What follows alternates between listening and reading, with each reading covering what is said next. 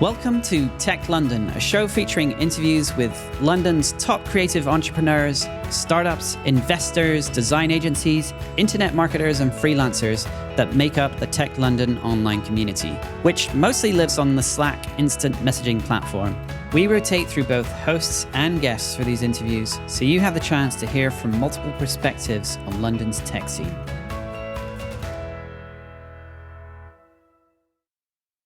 Hello, everybody. My name is Adrian DeLeon, and I'm here for one of the episodes of Tech London podcast. So I'm doing an introduction and an interview to one of the founders of the Metaverse. If you'd like to introduce yourself, sir. Hey everybody. So my name is Ed. I just wanted to correct you a little bit. So the business is called New Meta, and we get a lot of it where people coming in and say, well, it doesn't have anything to do with the Metaverse. You know, what do you guys do?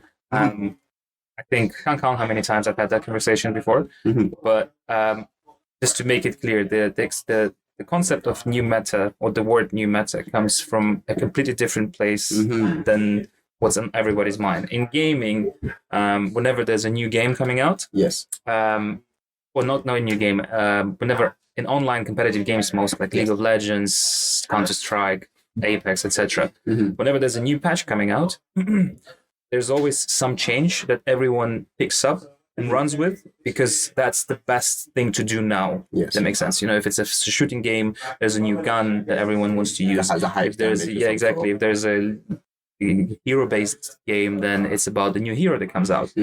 So that's called new meta. And that's like new meta that everyone does.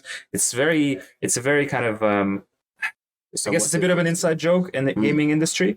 But I tend to explain it so many times. But now that if you're a gamer, you'll kind of get it. No, I understand it completely. So, like as you said, like League of Legends, I think everybody knows what that game is. Yeah. New meta is like, you know, when there's a patch, there's like buffs and debuffs. Exactly. What is the best viable character to play in this position, like support or even in the middle? So it came to us when we were launching. It came to us that, hey, what are we trying to position ourselves in?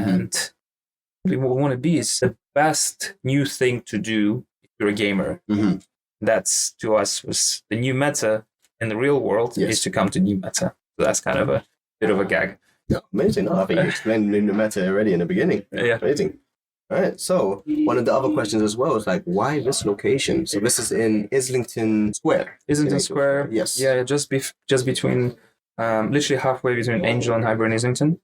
So there's a few factors to it. Factor number one is it's got a really good deal. Managed to negotiate a pretty good deal. We started working towards opening a spot basically 6 months of what you'll call COVID. So we were just coming out of the latest lockdown. It was still kind of uncertain. I kind of had a hunch that this is going to be the last lockdown.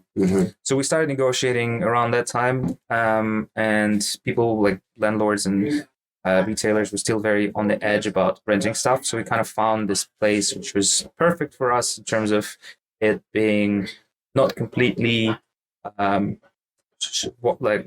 complete shell conditions. So in terms of those like air conditioning, ventilation, painted walls, things like that. So everything was here. We just kind of almost had to just move in and start. And just generally, I got a pretty good deal. I think I like being in new places because I tend to kind of see the potential over, which sometimes gets me in trouble. But I think in this case it was a good decision because it's a new place, it's undiscovered. There's a lot of potential to grow here. It could be a bit of a landmark in the area as well, because I think Islington kind of missed a new central location for a while. Yes. So we're hoping it's going to go. But from the other perspective, I don't necessarily think our business model requires huge footfall or huge exposure to big crowds of people.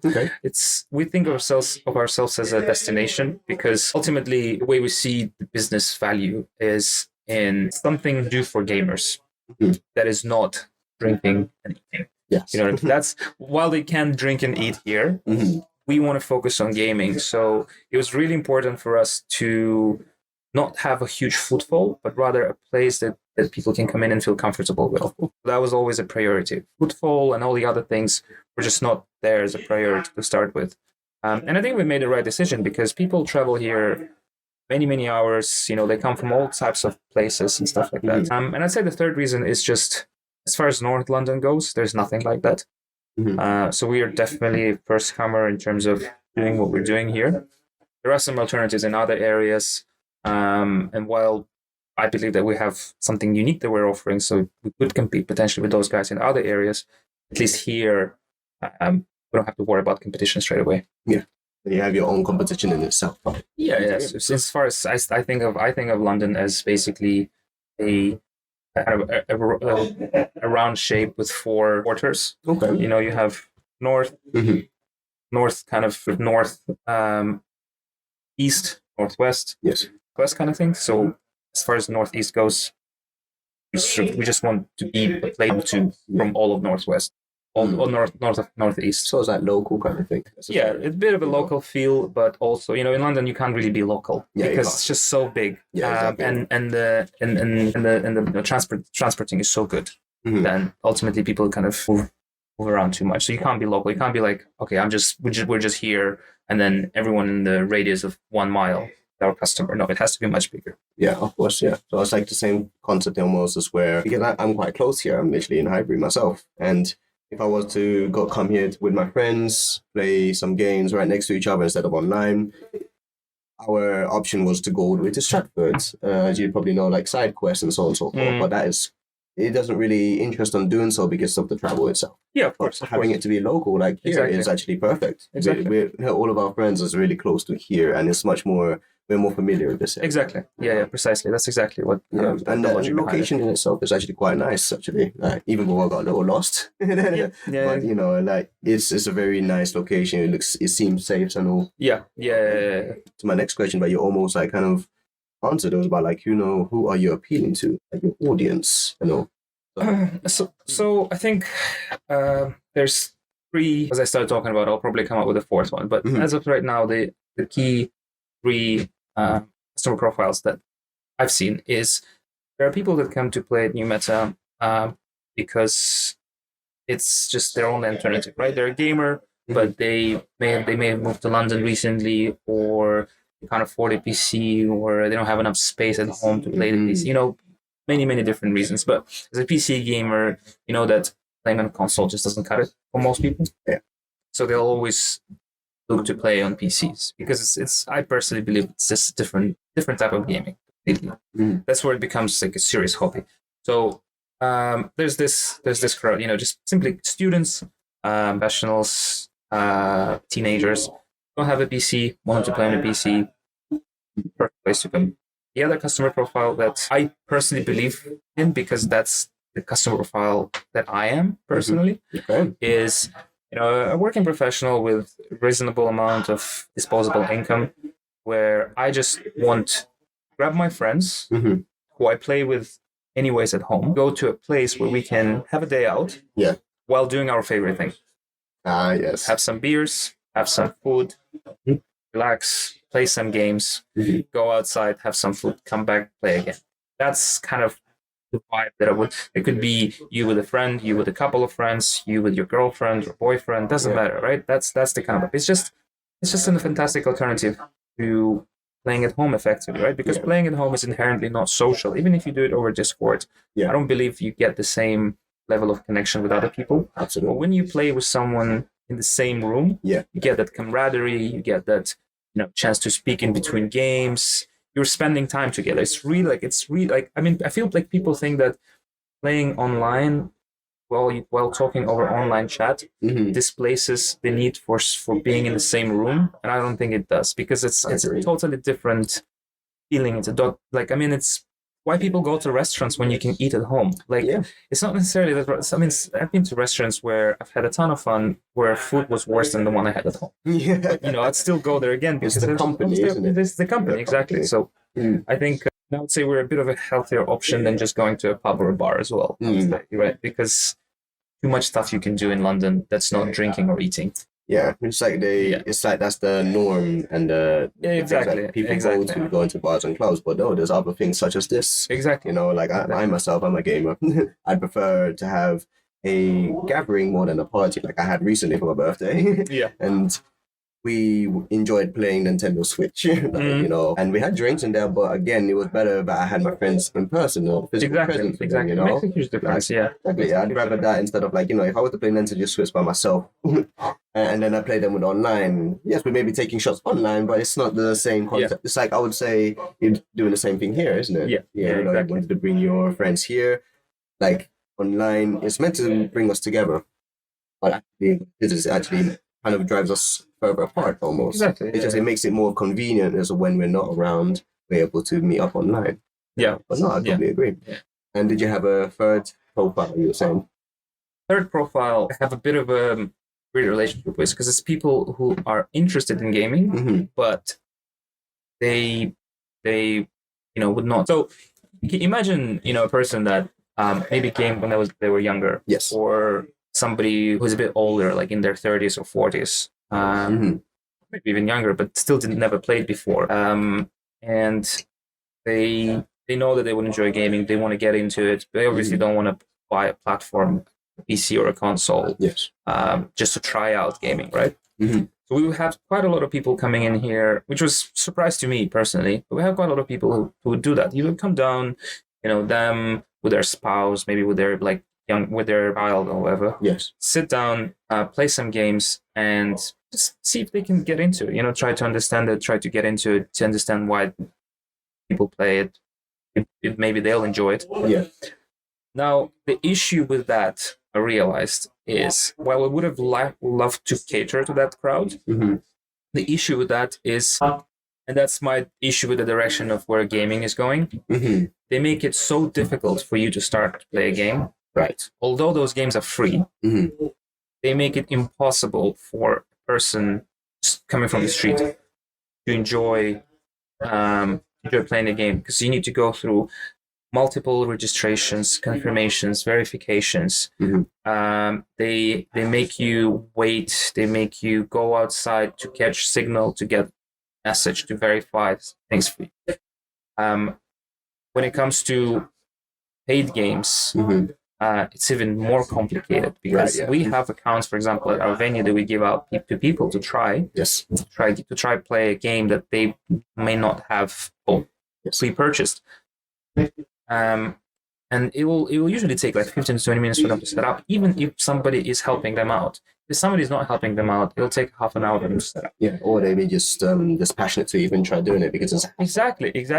How do you ever get into gaming if you are not a gamer to start with? I really find it very frustrating and fascinating at the same time, because despite all that, there are still people who get into gaming. But yeah, so to your question, is that's I think our third preferred audience, I'll say, which we want to start working a little bit more towards, because I think as part of our mission is also not just to have a place for gamers, but to also bring more gamers into the industry.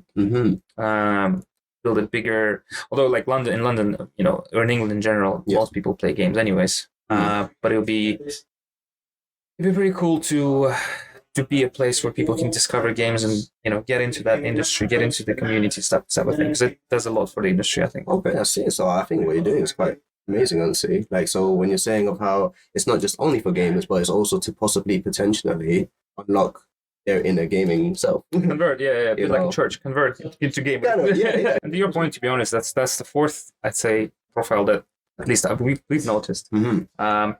Just people coming in and they have a computer at home. They don't need to pay extra money to play games, but they prefer to separate their entertainment from, for example, let's say you're like a 35-year-old guy who has 2 kids. You're not going to play games at home. You're not going to relax. Yes. We'll have people come down here. They just switch off after work, play some games, then go home and then go back to their normal day-to-day life. So it's almost like this: you separate entertainment from home. You have a home, and then you have something that you do for yourself. Like some people would go and meditate or do yoga or do whatever. Yes. That's kind of that's another thing. That's another way of looking at it. Because I think if you have access to a PC at home at your fingertips, it's not the same as going somewhere, doing stuff. So it's not an activity anymore when you do that. Yes. Because you can it's almost like you can just do it at any point in time. You may not even be able to relax as much as you. So again, it depends on the personality of the person. Some people would prefer the former, but I think I definitely get it. I think what you're saying is like, how, as you said, separating a place where you can really de-stress. Yeah, exactly. In comparison to switch off. Switch off. And this is the socializing event. You may not be bringing your friend in, but you have other people that is interested into what you're doing as well in terms of gaming. Yeah, exactly. Right? As well as home is more a lone soldier. Right? Yeah. Home is not so special anymore. It's a normal thing. But if I come here, it's more special because I'm coming to an actual place. I get to try out different games. I get to experience. I have a gaming laptop. But I know for sure a gaming computer, such as what you provide here, is much more high powered and the performance that it will give to what I may get at home. That's an idea. Yeah. I mean, I think there's plenty of reasons to choose to game elsewhere. It's just this is the combination that works for people really at the end of the day. And I think it's our job to figure out where that is and how to monetize this. Because one thing we don't want to, I feel like in London, for any kind of entertainment, you have to pay extortionate prices. Right, yes. So our business model is based on frequency and loyalty rather than bringing someone here, making them pay 100 whatever pounds for a day. For us, it's, if you like come down to New Meta once a week and you spend like 10, 20 pounds, play it for a bit, maybe get a drink, get some food, all for like a pretty low price, and you keep coming back. That's where we can be profitable, and we're happy, customers happy. People have access to cheap, affordable, I would say, entertainment at their fingertips, more than once a year. So that's kind of it's like instead of spending how much you may do in a pub, at least you can still get a drink here and also get some more entertainment. Yeah, exactly. Right? Like in the pub or a bar, they most likely only have that little slot machine thing, isn't it? Yeah, exactly. Right? What is your vision in the future of this? So we want to be a place where gamers, whether they're serious gamers, content creators, casual gamers who just like games, and you find yourself in a lot of situations. Me personally, where I wouldn't consider myself a serious gamer. I only started playing at the age of 25. Right. So now being 30, this isn't necessarily a community where I can share my passion, effectively, my hobby. Almost none of my friends play games, so none of them. There isn't really a lot of social. I mean, it's not like my life doesn't revolve all around gaming, but I would love to have a few friends. I have a friend that I talk games to, but even then, there's just not a community that I can kind of like dive in and talk games and stuff. There is now because of New Meta, but so my goal is that in every area, there's a local community of gamers where you can go and be yourself, basically. Yes. Play games, do content, network with other people. If you're just a guy who just wants to sit down and play games and not let anyone else bother you, that's up to you. If you want to participate in tournaments, events, competitions, up to you. If you want to gain new audience as a streamer, here. If you want to start the streaming career, but you don't have a way to do it, come here. Which is why the streaming booth is for, really, where we're sitting. Yes. So that I would say is the goal that I would say is our mission, right? To just have like a single place where anyone who has anything to do with gaming and wants to be part of that community can come and find something for themselves. So our long-term goal, our long-term hope is that we can add things here and there. We can, if we ever get to move into a bigger venue or open a bigger venue, I'd love for there to be, a bit of a co-working space so that gaming professionals can spend time there. Then there's also a space for just playing, a space for just tournaments, space for food and drinks, space for streamers, where all the streamers can sit together, do their own streaming in their own privacy, but then mingle and communicate and stuff like that. So that's kind of the goal. I think the other sort of long-term strategy for us is to develop our brand as an online brand as well. The way I see this is it's a bit like how I perceive what esports teams do. They they play in tournaments, they compete, but really they're just building a brand. A brand so that they expose to more and more people other brands, effectively. Now, I think while that's fine, I think we can kind of adopt that model a little bit, but without actually being a competitive brand, just being a brand. Yes. And support that by having physical venues, online presence, where basically your physical venues where you create content, you create, tournaments, people come in and stream from. You create a bunch of content, put it online. People follow that online content because for the sake of content, for the sake of entertainment. Yes. And then if they ever wanted to be part of a community where that stuff happens, where that stuff is created, they come to a physical bit. So it's kind of like this ecosystem where it's both online and offline, but both places can exist in isolation, but exist better together. Yeah, it works better intertwined, isn't it? Yeah. Okay, no, I think that's quite amazing. Yeah, so I haven't known any other gaming industries where does this type of thing to have streaming involved. But, that's one thing I think you allow.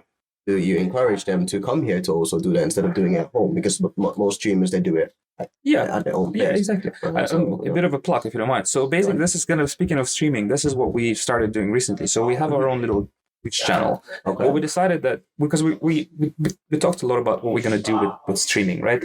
First, it was just, okay, here, let's just have some good equipment, private space where people can come in and stream. That, I think, it has some potential, but it's not really what we want to do. We say, okay, how about we do this? How about we position ourselves as our Twitch channel being a place to discover new and existing content creators. So the idea is whether you've never streamed in your entire life, but you're very good at a game that you play, or you're just decent, or you're just a nice personality, whether you have 100 followers on Twitch, 200 followers, or 200,000 followers, we want people to go on our channel and be able to discover new people every day. New or returning people. Okay, so it's kind of like essentially what I said. It's like a discovery channel for streamers, for personalities, for content.